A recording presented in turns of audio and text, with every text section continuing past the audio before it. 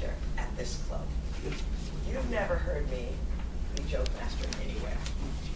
I don't do that.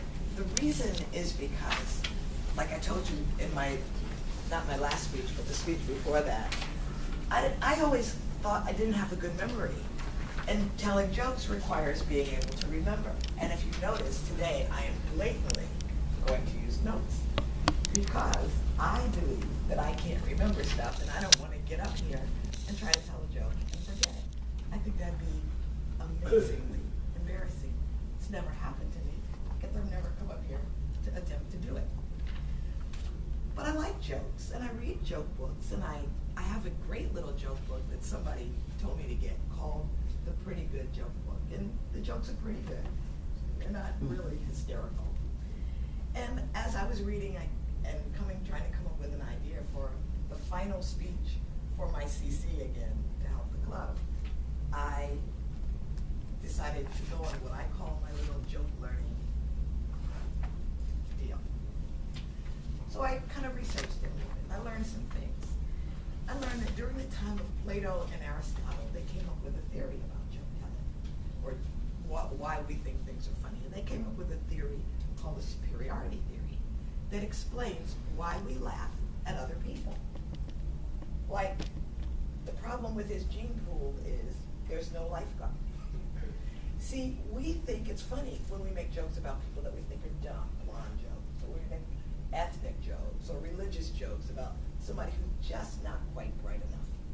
Then there's the incongruity theory, the theory that we think things are funny when they have a surprise ending.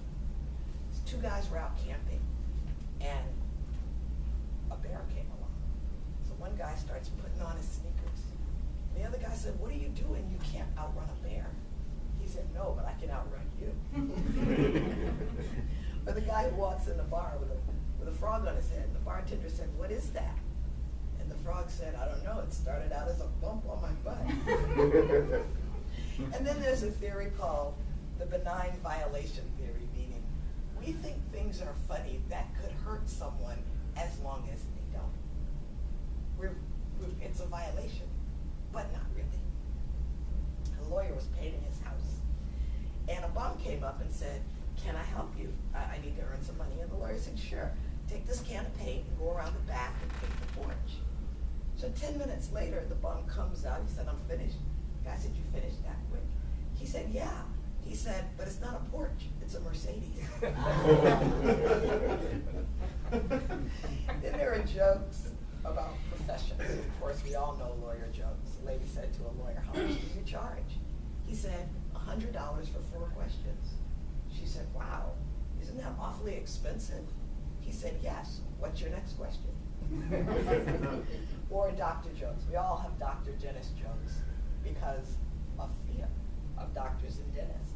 Like the patient asked the dentist, "How much is it going to cost to get my tooth pulled?" She said, $600. He said, $600 for just a few minutes work? She said, "Well, I could pull it more slowly." This old country guy sent his son to go to college. 4 years later, the son came back with a degree in math. The dad said, "Well, son, what'd you learn?" The son said, "Dad, I learned pi r squared." He said, "What? You didn't learn nothing. Everybody knows pi r round, cornbread square."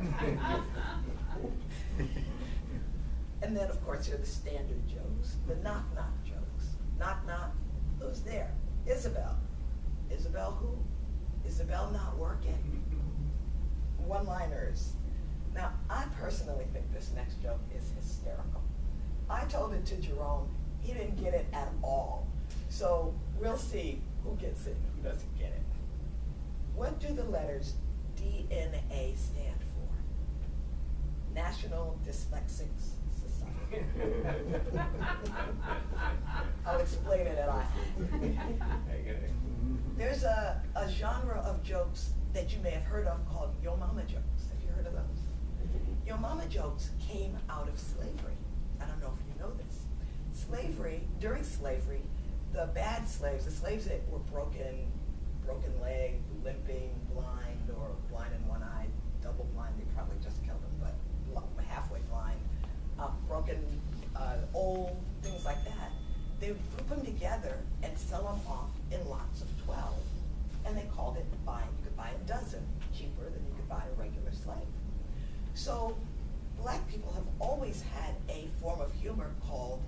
dozens where they would kind of rag on each other, and it was just because pain creates humor.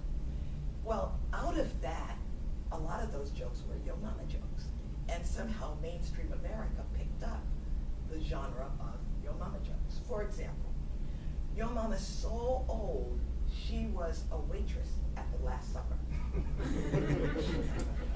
Yo Mama's so old, her birth certificate's written in hieroglyphics. There are blue jokes. Of course, we can't tell blue jokes at Toastmasters. There are sex jokes, there are other inappropriate jokes, religious jokes, some political jokes, jokes about race, ethnicity. We don't tell those in Toastmasters, although some of them are extremely hysterical. There is a book called, a series of books now called Truly Tasteless Jokes. Those jokes are really tasteless.